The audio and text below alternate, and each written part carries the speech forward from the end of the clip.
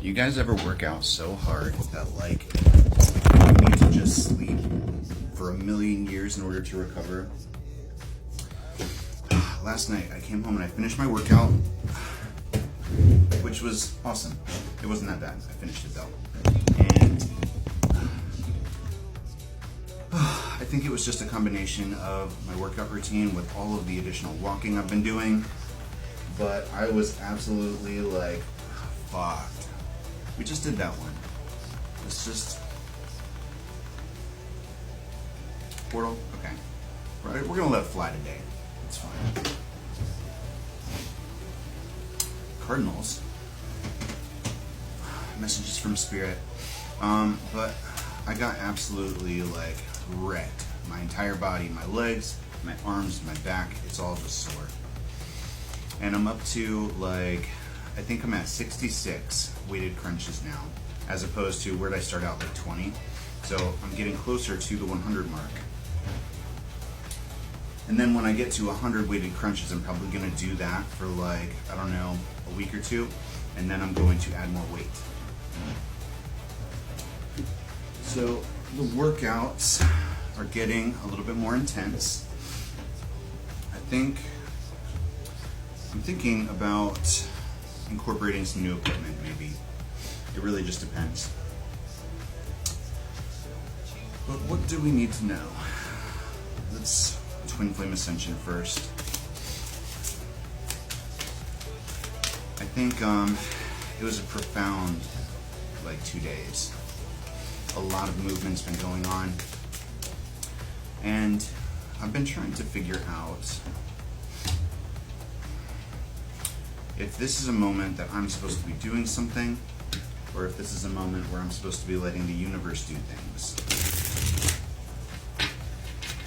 So let's see what we got here. 1111, Twin Flame, everything is possible. This is talking about purpose here, light and shadow integration. It could be a Twin Flame reading, but I'm more drawn to the fact that there is a light swan and a dark swan. It could be yin and yang energy, but also there's that yin and yang energy within yourself. There's masculine and feminine within yourself that you're trying to bring into union constantly. And it never really ends, you know? I don't really like the idea that you fall out of alignment, but I do like the concept that you're always growing, you're always integrating, you're always balancing. That never really stops, just like healing never really stops. Honoring the different parts of yourself is a constant evolution. Word, interconnectedness of the past, present, and future. Interesting. Word, I guess it would be weird. Interconnectedness of all times. Everything is possible.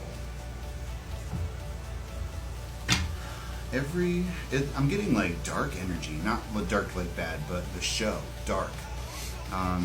Essentially, in the show, there's like this time portal, sort of, in a cave, and every like 33 years it opens. And essentially, they just wind up with this giant knot of events that overlap between the past, the present, and the future. Things in the future trigger events in the past, and things just get more and more crazy and messed up the more people time travel. But it's like there's no other way things could have gone because it's a recursive loop. And I think with Revenge 23 here, we've got the need to do something different, because what they did in Dark to solve the problem was essentially do something different, an outcome that wasn't expected. And everything is possible here.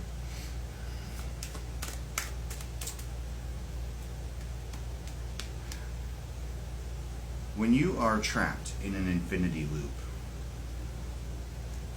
you take that juncture, the point where the infinity loop splits back, and you switch train tracks. Go a different direction. To your 10 of Cups. Hop your timeline. Spirit leads people to the information that they need in the moment to make the decisions that they need to make. The proof that they need in the moment to make the decisions that they need to make. The Three of Cups here with the Ten of Cups. And the Four of Pentacles.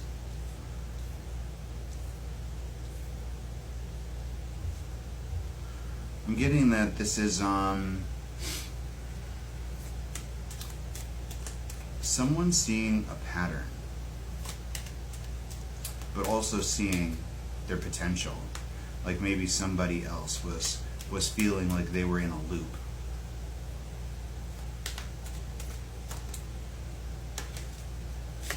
A loop of conflict. Like, I'm getting the energy of somebody that is always waiting for the other shoe to drop. And they feel like their happiness crumbles when things finally start moving for them. But that's not true. That can be a self-fulfilling prophecy if you let it. Or is this going the right way? Ten of Pentacles here. Expecting things to fall apart on you will lead to things falling apart on you.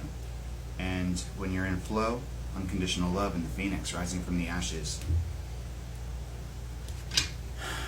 you have total confidence that you are going to be where you are meant to be, with who you are meant to be with, and it's going to work out. And I think letting go of preconceived notions of what that looks like is the first step there.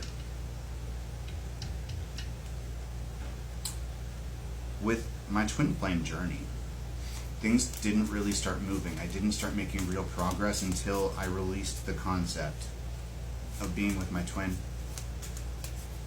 When I finally let go and said, I don't need to do this, that's when I started getting movement.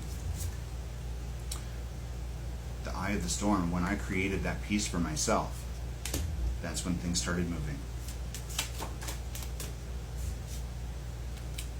And then I was able to transmute the energy. But those events directly relied, or I relied directly on those events in order to create my next path forward. There were pivot points, that center of the figure 8, that I used to jump, like